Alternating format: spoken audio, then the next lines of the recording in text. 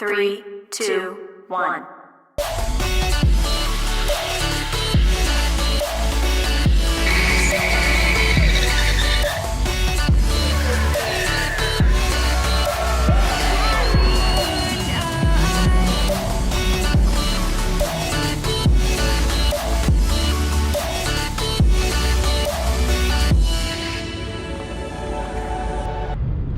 Another day.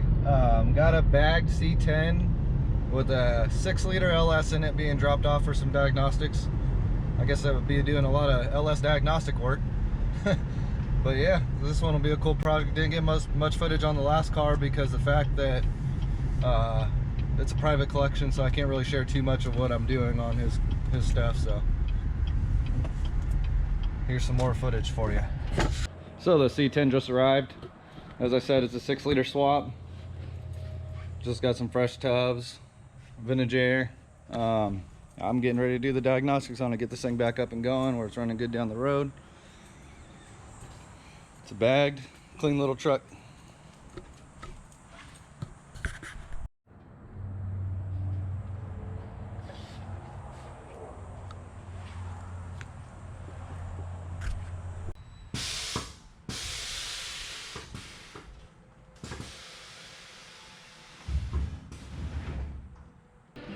So smoke tested the C10. Seems like it is a tune related issue. There's no vacuum leaks. The way it's acting is it's definitely tune related. We'll get that going and fixed up. But I feel like it's a hobby kind of day. I'm gonna take my vet, swap out my motor mounts. I'm gonna do get rid of the rockers. I have trunnion upgraded rockers, but they're really noisy. They're the roller bearing kind, so they're not shea bushing.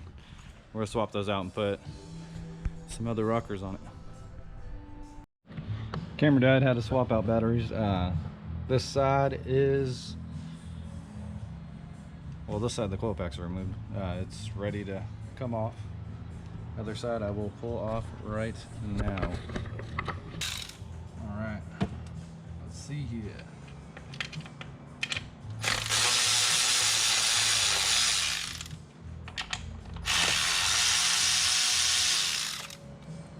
Popping off the coil packs.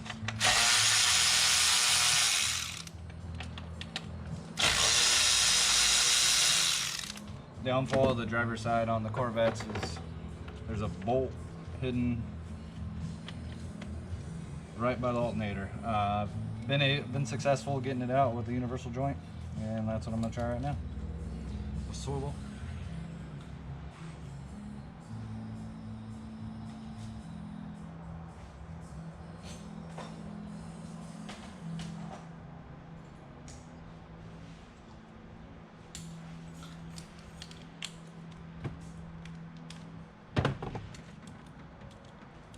On the C7 vets is definitely more of a pain in the ass to get to. But if this don't work, I'll use a wrench. Just because I'm too lazy to pull off the alternator.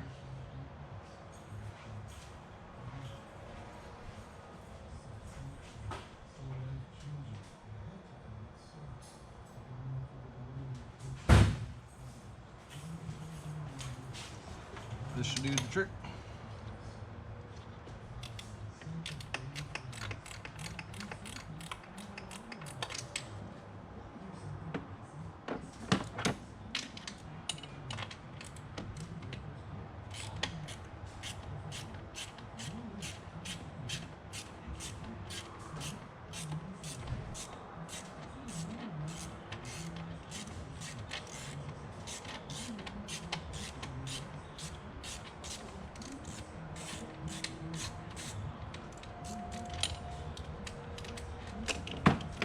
Car is still hot. Probably should have waited, but don't want to be here late. So I figure I'll knock it out real quick since it's such an easy job.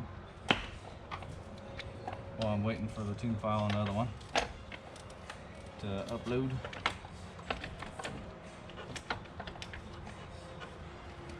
Got a flex sensor. Gets its power from the coil. I gotta remember to unplug that.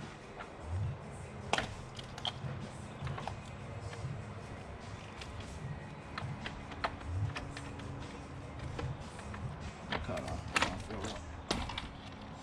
And there we go. Coil pack off.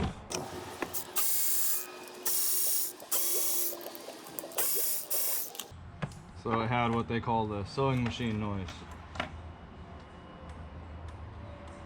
Yeah, I don't like that.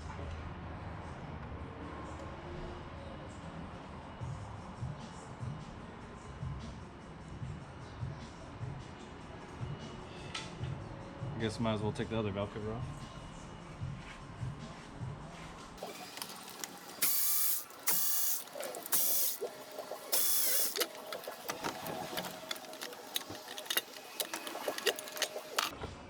Alright. Smells like it's time for oil change. I smell ethanol in it.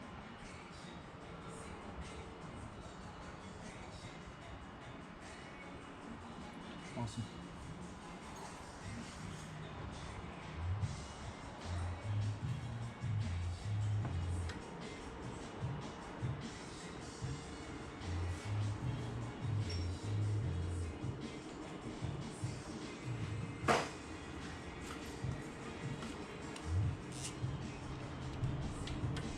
Double check all these and make sure they're tight. One's not loose.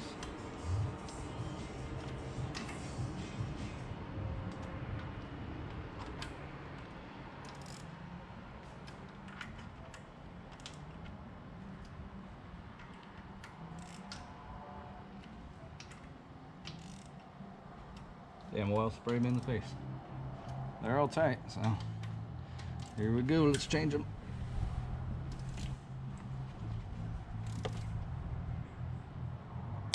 Oh, goddamn, they're tight as shit.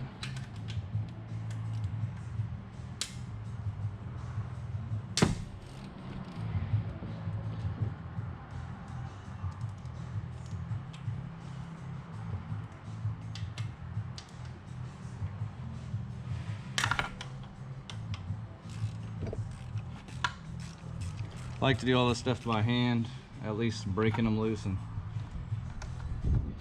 and when I tighten them, obviously go to torque spec. But being that I've had a customer come in before with a stripped rocker bolt, it's kind of a little bit of a pain to get out, but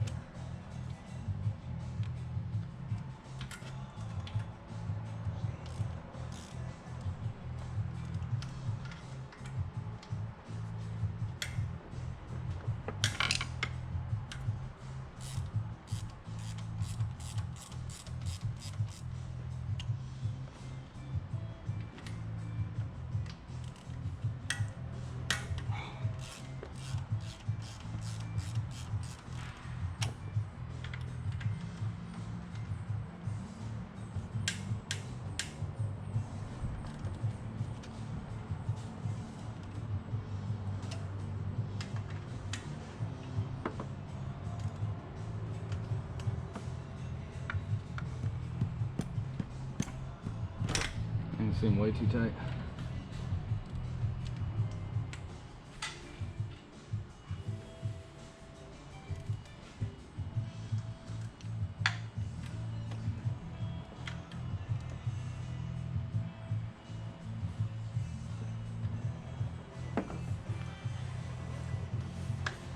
And there we go.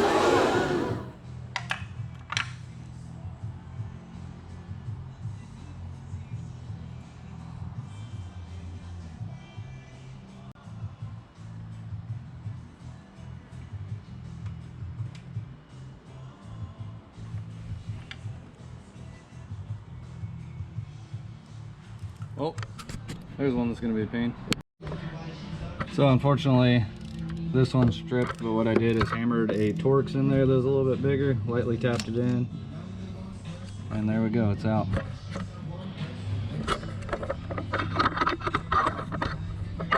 Stuff you don't want to have to do, but sometimes it happens. My snap-on Allen socket starting to round out. So it's gonna probably screw me on the other side.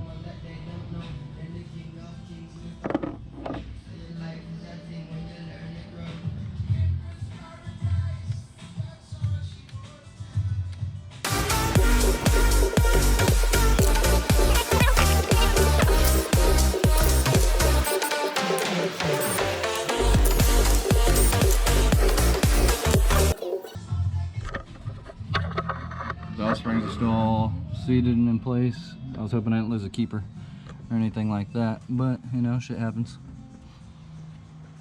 We're head steaded. Alright, time to go see if I get screwed on the other side. This time I'll put an extension so I don't keep hitting my damn knuckles.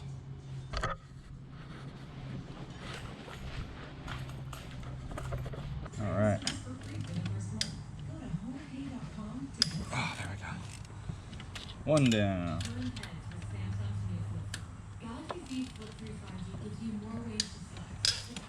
Two down.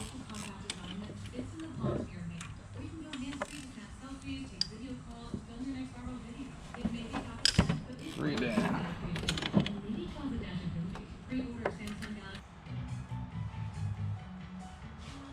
Alright. Weren't the OEs on. I'm just doing this to diagnose the sewing machine, see if it is rocker related, which you can definitely tell, but brand new lifters shouldn't be ticking. It's only on one bank.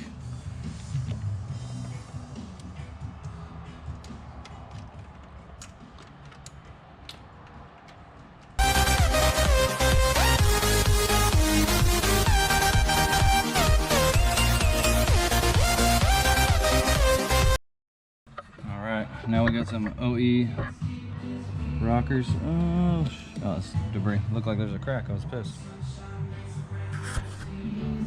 So one side on, I'm gonna get the other side on. We'll put it back together. I don't want to fire it up just yet because, like I said, I'm gonna change motor mounts, but I was waiting for the headers to cool down.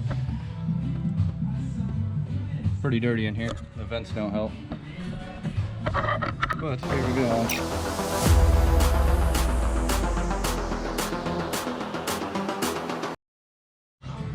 So as you can tell, on the rockers, one is offset, one is straight.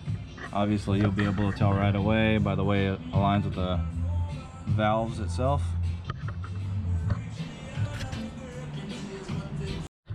So we're all back together, both sides, obviously besides the static covers. Now it is time for the motor mounts, which blow on these.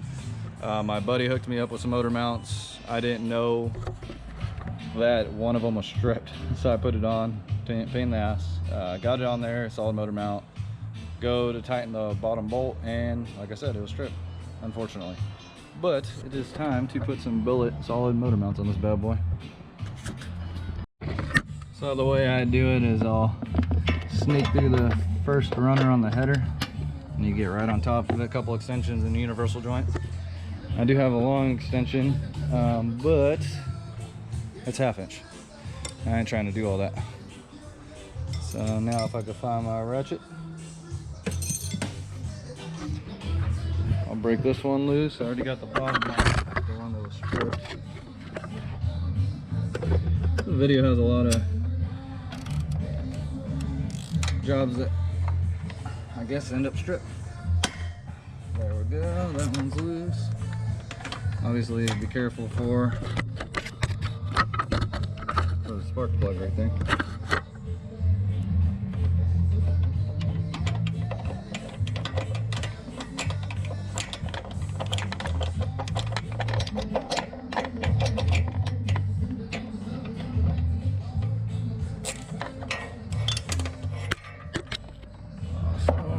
Alright, pull the sides off. Now it's time to jack up the motor a little bit. But you don't have a ton of room on these. Cowls right there. All right, so I know most of you are gonna be like, oh no, he's jacking up off the oil pan. Puck. Take an old blower belt, a couple self tappers, you got yourself a nice rubber puck. I'm not jacking up the engine off the oil pan, but I am gonna support it by the oil pan. Well, because I'm only doing one side at a time.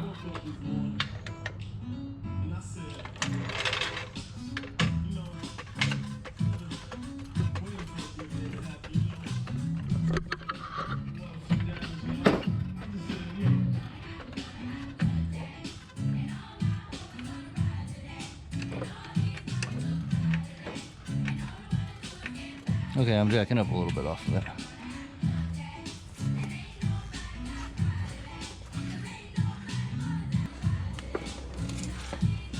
I guess if I was smart, I would have moved the other car out and used the actual lift.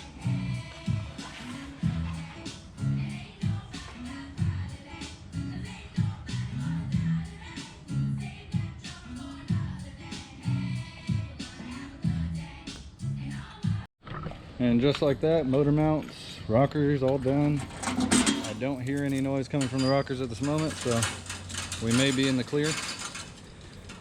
Just shutting up shop, go home, eat some dinner, hang out, and chill.